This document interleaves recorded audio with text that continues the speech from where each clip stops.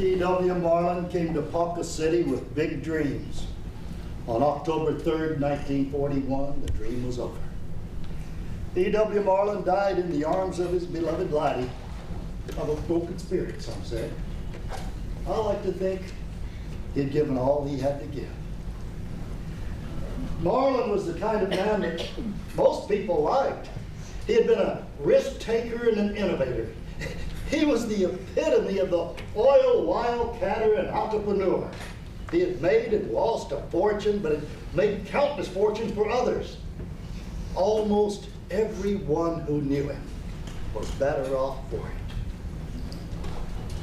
That's saying a lot for any man's life. For E.W. Marlin, the dream was over. For Lyde, the nightmare was just beginning.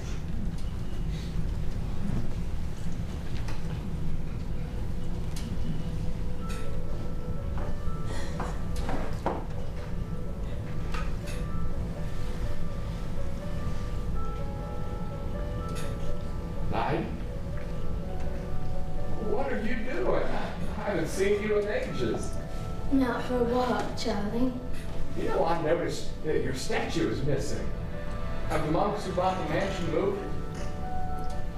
They found it a little too provocative, I think. It was a good likeness. Mr. Marlin always liked it. They discreetly asked if I had some place to store it. Where did you store it? I didn't. I paid a gardener $5 to destroy it. Destroy it? I told him to break it. Smash the face first. Lyde, that statue should have been preserved. I saw no point. The woman in that statue doesn't exist anymore. I'm not sure she ever did. I had it destroyed and taken away because the image disturbs me. All my men have left me, Charlie. My dear Mr. Marlin's gone, George has moved away. I have no one, Charlie. Just memories. I'm so alone. I don't think anyone as alone as I. Lyde, I can't imagine the loss that you must be feeling now, but I think you need to talk to somebody. You have got to move on with your life. Some days I long to let it all go and let other people untangle the messes.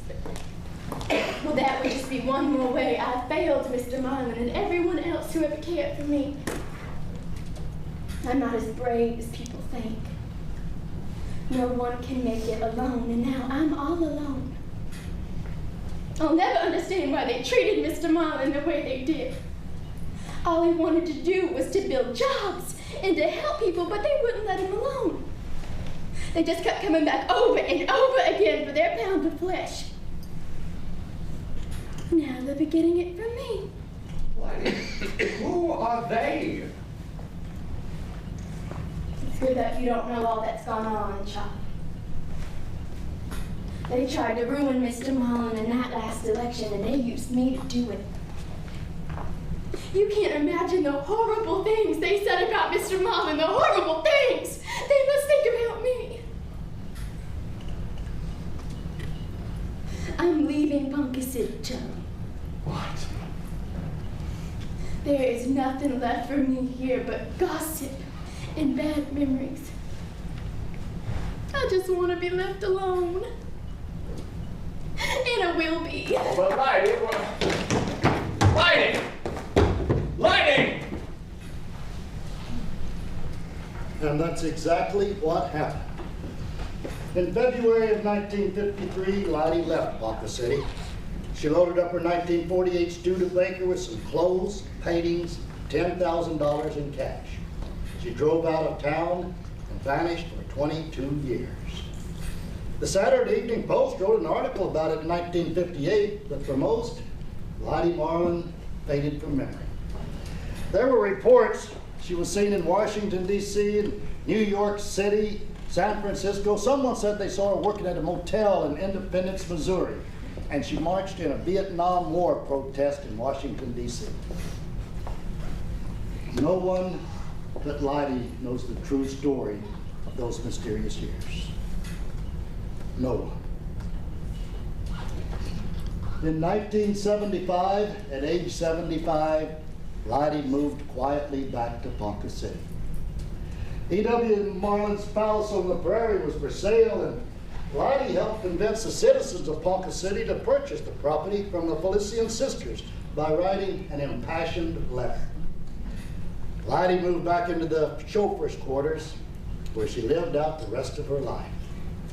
She developed a few friends in the neighborhood, and although she was never again socially active, she was still interested in people. Sometimes she would walk up to the grand mansion as a tour was being given, much to the delight of the visiting guests to the mansion.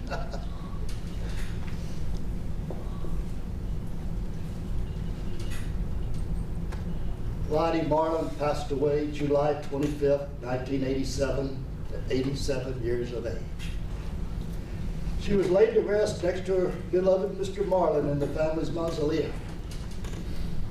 A memorial service was held for her in the inner lounge of the great palace on the prairie, where all those magnificent fox hunts and parties had happened.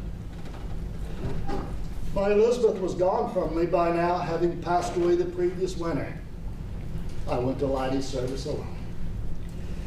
I thought this was the end of Lyde's story, but there was still one last surprise in her extraordinary life. Mr. McDonough? Yes? I know you was a friend of Miss Marlin. I was. There's something been bothering me for a long time. I kept it to myself because Miss Marlin told me to, but now she's gone and I think someone should know. Know what? I'm the one who broke up that statue.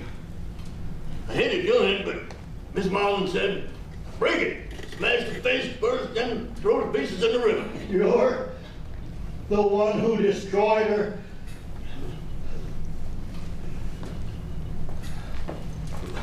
Only thing is, I didn't exactly do what Miss Marlin said. What do you mean? I had to break it because she was watching. Broke the face first, just like she said. But it's a pretty statue, and I didn't want to just dump it in the river, so I buried it. You know where Lyde's statue is? It's been a long time, but I think I know pretty close where the spot is. Thank you. Thank you.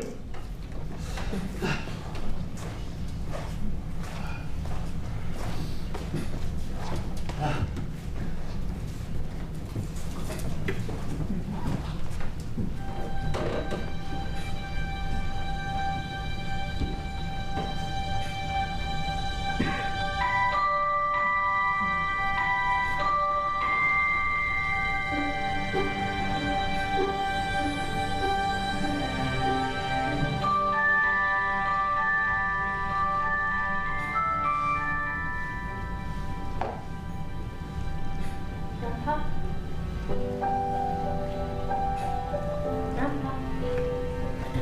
Grandpa? Grandpa?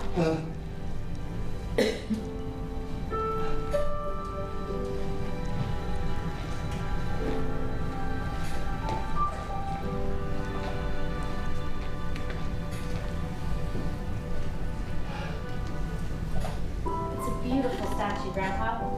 It's great that the town's put it back together. Why do you come every night to look at it? The statue being put back together symbolizes the true spirit of the kind of people E.W. Marlin admired. The kind of people who could put the pieces of the broken lives back together again and again, just like the pieces of Lyde's broken statue. Was any of that story true? Only the unbelievable parts.